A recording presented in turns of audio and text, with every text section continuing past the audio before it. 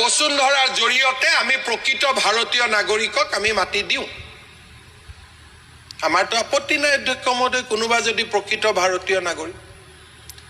এজনেওতো তাৰ পৰামৰ্শ নিদিলে আমাৰ মুজিবুৰ ৰহমানক বাদ দি। কিয়? আপোনালোকৰ ৰাজনীতি মাতব্বৰৰ ওপৰত নিৰ্ভৰ, আপোনালোকৰ ৰাজনীতি দুখীয়া শোষিত মানুহৰ ওপৰত নিৰ্ভৰশীল নহয়। অধ্যক্ষ মহোদয়, মিছন বসুন্ধৰাৰ কথা আমি আলোচনা কৰোঁ, আমি স্বীকাৰ কৰোঁ, হয় 1, 2, 3 আমি 5 লাখ মানুহক আমি মাতি দিলোঁ, কিন্তু এতিয়াওতো মানুহ আছে যোনে মাতি পোৱা নাই। আমি কৈছোঁ আকৌ 4 আৰম্ভ কৰিম, 4 কৰিম, 5 কৰিম, 6 কৰিম, যুঁজি থাকিম, এদিনটো সমস্যাৰ সমাধান হ'ব। আজি চৰ অঞ্চলৰ পৰা বিধায়ক আহিছে, প্ৰথমবাৰৰ কাৰণে আমি কৈছোঁ যে চৰত আমি ছাৰ্ভে কৰিম। আপোনালোকে সাহসেৰে আদৰণি জনাব পৰা নাই। কিয়?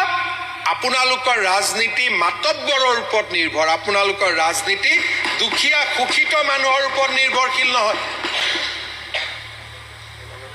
বিজেপি চৰকাৰে অধ্যক্ষ মহোদয়, কংগ্ৰেছ নহয়, বিজেপি চৰকাৰে কৈছে যে চৰৰ মাটি আমি ছাৰ্ভে কৰিম।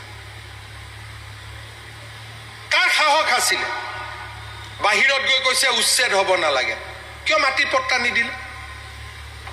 মাটিৰ পট্টা নিদিলেতো উচ্ছেদ হ'বই। আমাৰ লগত সহযোগিতা কৰক যে বসুন্ধৰাৰ জৰিয়তে আমি প্ৰকৃত ভাৰতীয় নাগৰিকক আমি মাতি দিওঁ। আমাৰতো আপত্তি নাই অধ্যক্ষ মহোদয়, কোনোবা যদি প্ৰকৃত ভাৰতীয় নাগৰিক। এজনেওতো তাৰ পৰামৰ্শ নিদিলে আমাৰ মুজিবুৰ ৰহমানক বাদ দি। পৰামৰ্শই নাহিলে আপোনালোকৰ পৰা। মইতো খুব জয়ন্ত মল্ল বৰুৱাক কৈ গৈছিলোঁ যে আমাৰ মাইনৰিটি MLA সকলে বসুন্ধৰাৰ ওপৰত পৰামৰ্শ দিব, তই নোট কৰিবি, ঘৰুৱাভাৱে তই মাতো ইয়াত আপুনি যে আপুনি নোট কৰিব। মই ক'লো নোট কিবা হ'ল নেকি, ৰিপ্লাই দিব লাগে বোলে। কোনেওতো একো নকলে, খালি দলগাঁৱৰ MLA কৈছিলে।